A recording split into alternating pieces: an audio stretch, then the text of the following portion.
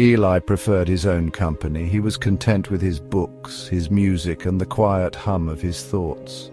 Social gatherings felt like a chore, a noisy performance he wasn't interested in joining. He would rather spend hours lost in a fantasy world than navigate the awkwardness of a conversation. Eli's sanctuary was his room, a dimly lit haven filled with stacks of books and scattered drawings. His desk was his command center, where he'd spend hours sketching fantastical creatures and scribbling down stories in his worn-out notebook. The outside world, with its unpredictable chaos, held little appeal for him. He found solace in the predictable rhythm of his days. School, homework, a quick dinner with his parents, and then back to the comforting isolation of his room. It was a safe, controlled existence, free from the scrutiny and expectations of others. Little did he know his solitary world was about to be shattered by the ticking of a clock. One dreary afternoon, Eli stumbled upon something peculiar during his usual shortcut through the alleyway. A shop had materialized overnight, tucked between a bakery and an antique store. Its storefront was painted a deep, unsettling blue, and the sign above creaked ominously in the wind, barely clinging to its rusted hinges. It was a clock shop. Eli could see the glint of polished brass and the hypnotic sway of pendulums through the dusty window. The air around the shop seemed to vibrate with an unseen energy, drawing him closer. Hesitantly, Eli pushed open the heavy wooden door, a chorus of chimes announcing his arrival. The interior was dim and cramped, the scent of dust and antique wood heavy in the air. Shelves overflowed with clocks of all shapes and sizes, their ticking forming a chaotic symphony. Behind a cluttered counter stood an old man with eyes that glinted like polished silver.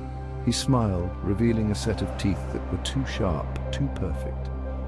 "Looking for something in particular?" the old man rasped, his voice a low rumble. Eli, captivated by the strange shop and its even stranger owner, pointed to a pocket watch nestled amongst a tangle of other timepieces. Its silver casing was cool to the touch, and its face was blank, save for a single hand that moved backward. "This one," Eli murmured, surprised by his own boldness. The old man chuckled, a dry, brittle sound. "An interesting choice," he said, his eyes boring into Eli's, "but be warned, this one is not for the faint of heart." He handed the watch to Eli, a knowing smirk playing on his lips. "It runs a little differently." The watch felt strangely warm in Eli's palm, its backward-moving hand ticking away the seconds that weren't there. He tried to ignore the unsettling feeling it gave him, dismissing it as the product of an overactive imagination. He told himself it was just a curious antique, a conversation starter, nothing more.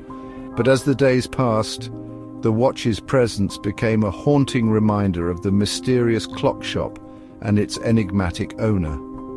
The ticking seemed to grow louder, more insistent, especially at night when the world around him was quiet.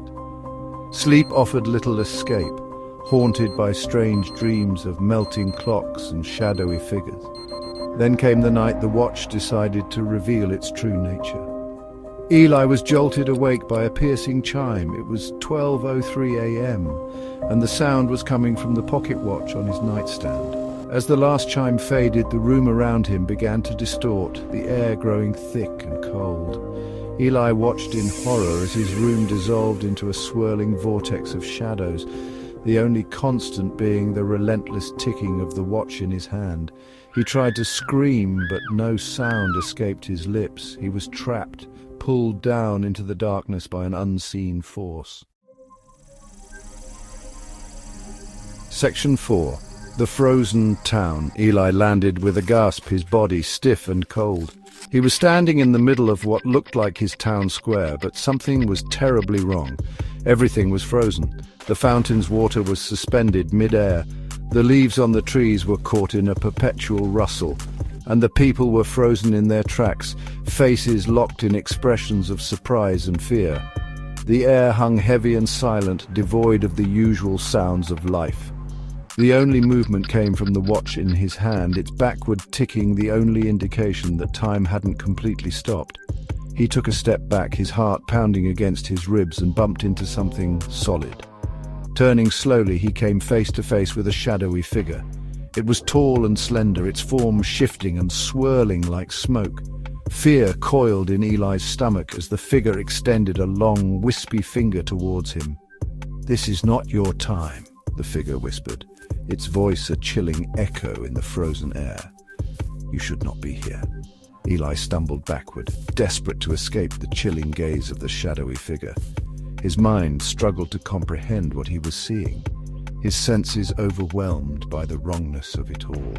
The frozen town, the whispering shadows, the relentless backward ticking of the watch. It was all too much. Section 5.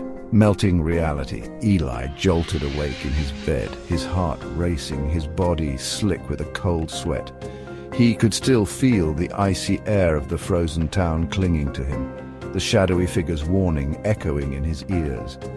He glanced at his clock. It was 6 a.m., the start of a new day, yet he felt anything but rested.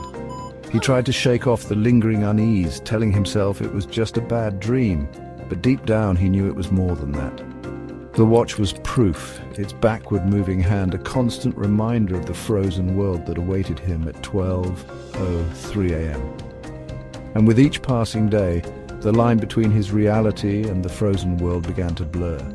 The consequences of his midnight visits bled into his waking hours, twisting his perception of time. His reflection in the mirror lagged, showing him a ghost of a second behind. The ticking of clocks around him seemed to falter, their hands stuttering as if struggling to keep up. The world around him felt like it was melting, the once familiar routines and sensations distorted by the watch's strange influence. Fear became his constant companion, a knot of dread tightening in his chest with each passing hour. He was trapped in a terrifying paradox, his time slipping away one backward tick at a time.